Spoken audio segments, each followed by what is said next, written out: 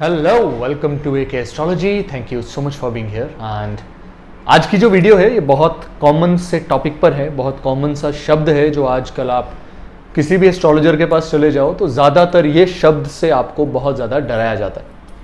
और ज़्यादातर जो हमारे हिंदी ऑडियंस हैं वही इस शब्द का शिकार होते हैं, इसलिए ये जो वीडियो है ये मैं टोटली हिंदी में रख रहा हूँ। इसमें मैं इंग्लिश में कम से कम बात करने की कोशिश करूँगा। तो जैसा कि आपने ये वीडियो ओपन करने से पहले पढ़ा होगा कि दिस वीडियो इज अबाउट काल सर्प दोषा, KSD। और KSD के नाम से बहुत लोग डरते हैं, बहुत लोगों को डराया जाता है।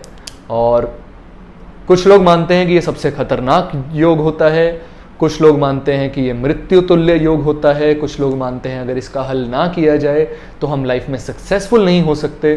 सो there are a lot of beliefs and myths related to this word which is Kal Sarp Dosha, and I Anmol Kapoor, I'll try my best to give you all the details about Kal Sarp Dosha।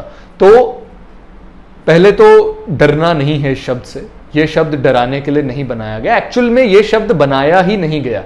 ये जो शब्द है काल सर्प दोष, जो शब्द है ये ज्योतिष के जो ठग हैं, जो ज्यादातर ज्योतिष के ठग हैं, इन्होंने अपने इस्तेमाल के लिए यह शब्द बनाया था काल सर्प दोष। तो पहले जान लेते हैं कि यह काल सर्प दोष किसको कहते हैं। हम सबको पता है कि राहु और केतु दो प्लैनेट्स हैं जो हमेशा एक दूसरे से ऑपोजिट चलते हैं, 180 डिग्री के डिफरेंस पे चलते हैं।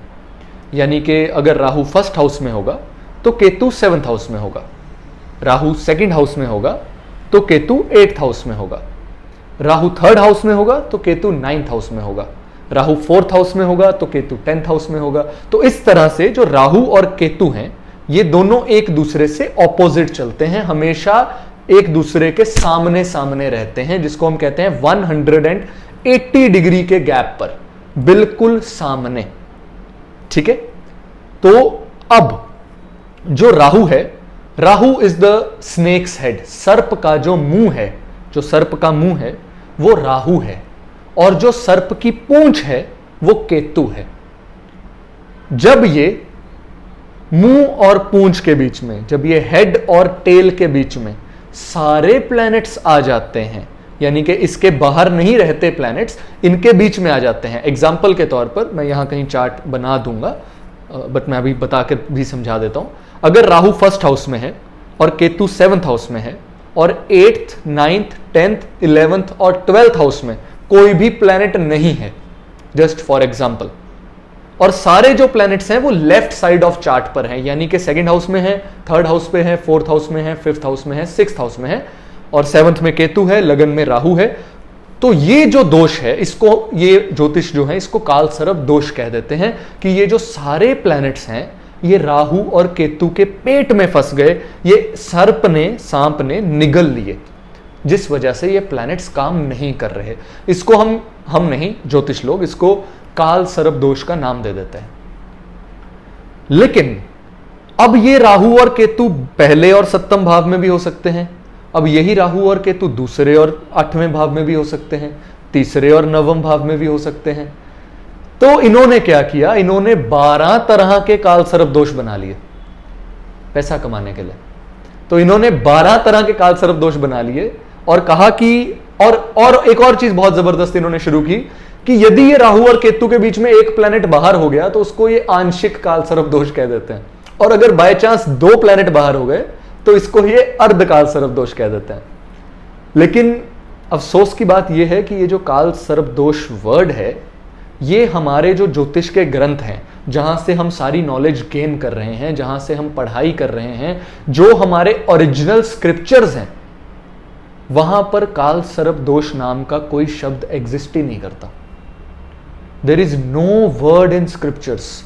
मैं आपको यहां पर कुछ नाम बताता हूं, और ये जाने माने ग्रंथ हैं, ये मेन ओरिजिनल ग्रंथ हैं, ये वो ग्रंथ हैं जहां से एस्ट्रोलॉजी की सारी रूट्स पड़ी हैं, जहां पर एस्ट्रोलॉजी वेरी डीप लेवल पर पड़ी है, और ये बड़े बड़े महान महर्षियों के द्वारा लिखी हुई किताबें हैं, और यहां पर काल सर्प दोष नाम का एक भी शब्द एग्जिस्ट नहीं करता है। मैं किताबों के आपको नाम बताता हूं। बृहत Parashar Hora Shastra, very important and ancient book, no काल सर्पदोष, कहीं नहीं लिखा।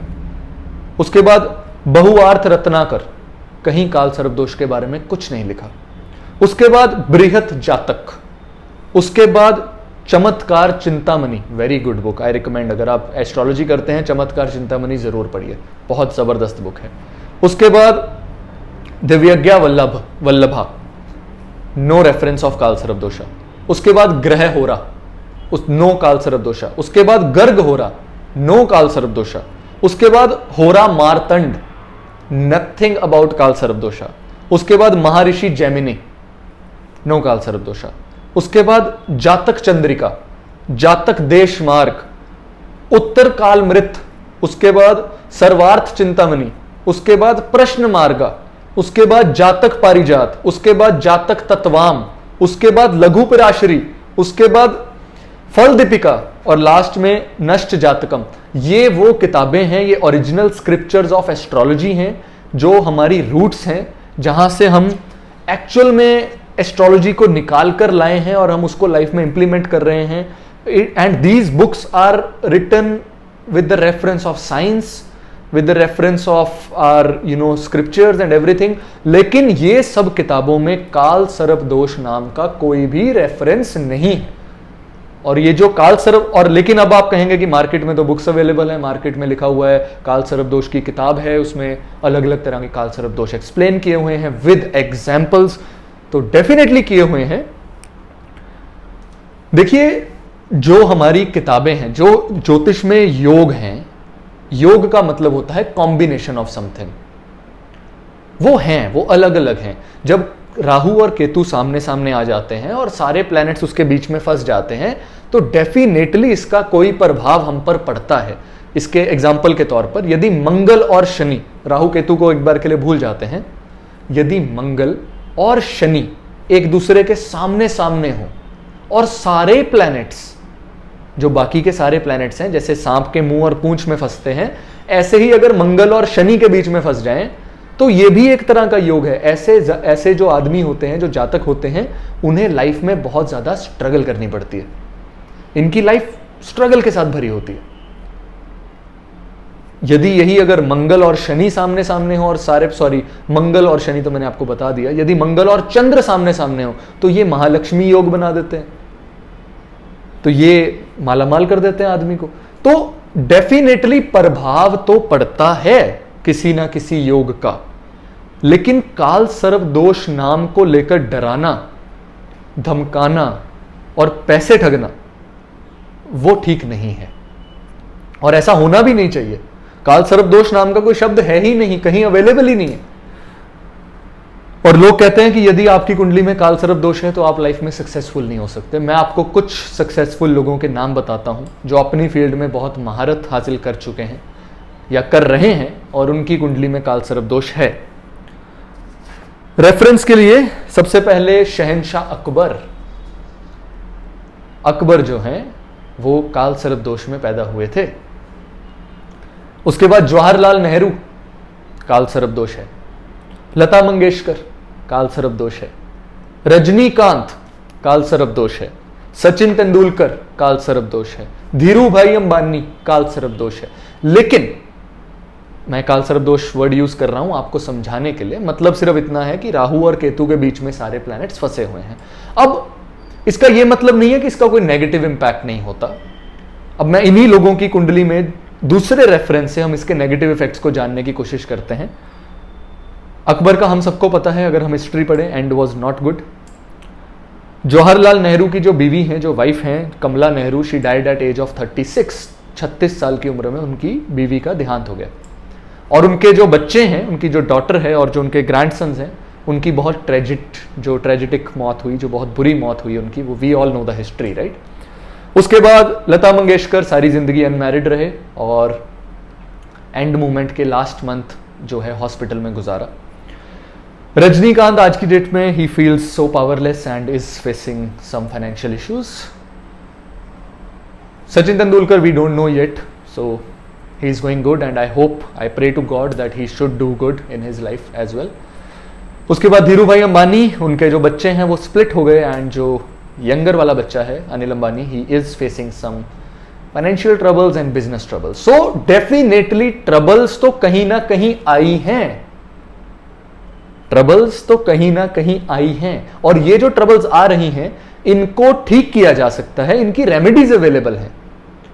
लेकिन काल सर्प दोष से डरना नहीं है, क्योंकि काल सर्प दोष इज नॉट डेडली दोषा इन योर चार्ट। हाँ, एक इसमें बहुत खासियत है, ये सडन राइज देता है लाइफ में, क्योंकि ये जो पेट से बाहर जब ये प्लैनेट्स एकदम से आते हैं तो it is just like rebirth for them and they start acting. वो एकदम से काम करना स्टार्ट करते हैं और आपको सडन रेज दे सकते हैं लाइफ में, राइट? तो इससे डरना नहीं है, इसकी कुछ रेमेडीज हैं, बहुत इजी रेमेडीज हैं। हमारे जो हिंदू धर्म है, जो रिलीजन है, इसमें अगर प्रॉब्लम एग्जिस्ट करती है तो सोल्यूशन उसके साथ में ही एग्जिस्ट करता है। तो जो लेटेस्ट सोल्यूशंस हैं मैं आपको सबसे पहले वो बताता हूं। बड़ा सिंपल सोल्यूशन है, पहले नंबर का, आप नासिक या उज्जैन जाइए, वहां जाकर आप जो है महाकाल की पूजा कीजिए, and you will see results very immediately कि आपकी जो लाइफ है वो चेंज होना स्टार्ट हो गई है, और आपको जो नेगेटिव इफेक्ट्स ये राहु एंड केतु के बीच में आए हुए प्लैनेट्स के आ रहे थे, ये आने कम हो गए हैं। और दूसरा है यंत्र बनाइए। आप राहु केतु यंत्र जो है अपने घर की एंट्रेंस पे लगा सकते हैं, and you will face a lot of things जो आप फेस कर रहे हैं लाइफ में, आप देखेंगे बहुत जल्दी चेंज होनी स्टार्ट हो गई। जो यंत्राज हैं, हमारी जो विधियां हैं पुरानी शास्त्रों में लिखी हुई हैं यंत्र बनाने की, अगर यंत्र को विधिवत तरीके से बनाया जाए, वो यंत्र नहीं जो मार्केट में अवेलेबल हैं, तांबे के बने हैं, पीतल के बने हैं, गोल्डन कलर के जो बाजार में मिल जाते हैं, वो नहीं, जो एक खास तरह के पेपर पे खास तरह की इंक से बनाए जाते हैं प्रॉपर विधि के साथ, दोज यंत्राज आर सो मच इफेक्टिव। ये मैं अपने एक्सपीरियंस के साथ बता रहा हूं, बिकॉज मैंने बहुत सारे क्लाइंट्स को दिए हैं एंड मार्वलस रिजल्ट्स। तो काल सर्प दोष हमारे स्क्रिप्चर्स में एग्जिस्ट नहीं करता है, और ना ही इससे डरने की जरूरत है। और मैंने आपको समझा दिया है कि क्या होता है काल सर्प दोष, कैसे काम करता है, किन लोगों की कुंडलियों में है, और वो लोग बहुत अच्छा कर रहे हैं। नो डाउट कहीं ना कहीं बुरा भी हो रहा है। और मैंने आपको बहुत अच्छे से एक चीज, बहुत, ये कोई नहीं बताएगा कि ये जो मंगल और शनि के बीच में सारे प्लैनेट्स आकर फंस जाएं तो ऐसे लोग स्ट्रगलिंग लाइफ फेस करते हैं, या मंगल और चंद्र में आकर फंस जाएं तो ऐसे लोग महालक्ष्मी योग में पैदा होते हैं, they have a lot of money in their life. तो डरना नहीं है, काल सर्प दोष कुछ नहीं होता। No doubt Rahu and Ketu के बीच में प्लैनेट्स हैं, उसका इफेक्ट है, लेकिन उसको निकाला जा सकता है, उसको सही किया जा सकता है। और एक और बात है, बहुत कॉमन बात है, और ये बात सही भी है कि काल सर्प दोष जो है जनरेशंस में रन करता है। फादर के है तो बच्चे के होगा, नहीं होगा तो आंशिक होगा। तो ये बात सही है, लेकिन ये जो बात है इट इज जस्ट लाइक के मेरे जो स्टार्स हैं वो मेरे बच्चों को इफेक्ट करेंगे। अगर मेरी कुंडली में पितृ दोष आ रहा है तो वो मेरे बच्चों को कहीं ना कहीं इफेक्ट करेगा। वो सिर्फ एक रिलेशन है और कुछ नहीं है। तो आप काल सर्प दोष से बिल्कुल मत डरिए, ठगियों से बचिए। अगर आपको लोग कह रहे हैं कि आपकी कुंडली में काल सर्प दोष है और 1,25,000 सवा लाख रुपए की पूजा करनी पड़ेगी, don't waste your money there. कुछ नहीं है, आप नासिक जाइए, उज्जैन जाइए, पूजा कीजिए। अदरवाइज आप जो है वो यंत्र प्लेस कीजिए and you will feel a lot of difference in your life. So डरना नहीं है एंड ऑल द बेस्ट। मेरा मकसद यही था इस वीडियो को बनाने का कि काल सर्प दोष के बारे में आपको सब कुछ क्लैरिटी हो जाए और आपका जो डर है वो खत्म हो जाए, आप डरे ना। और अगर आप चाहते हैं कि मैं आपकी कुंडली देखूं, कंसल्टेशन के लिए आप नीचे लिंक्स में जा सकते हैं, मुझे व्हाट्सएप पे रीच कर सकते हैं, मेरी वेबसाइट पे बुक कर सकते हैं। थैंक यू सो मच मुझे इतनी पेशेंस के साथ सुनने के लिए, और मिलते हैं जल्दी अगली वीडियो के साथ। Thanks, subscribe below.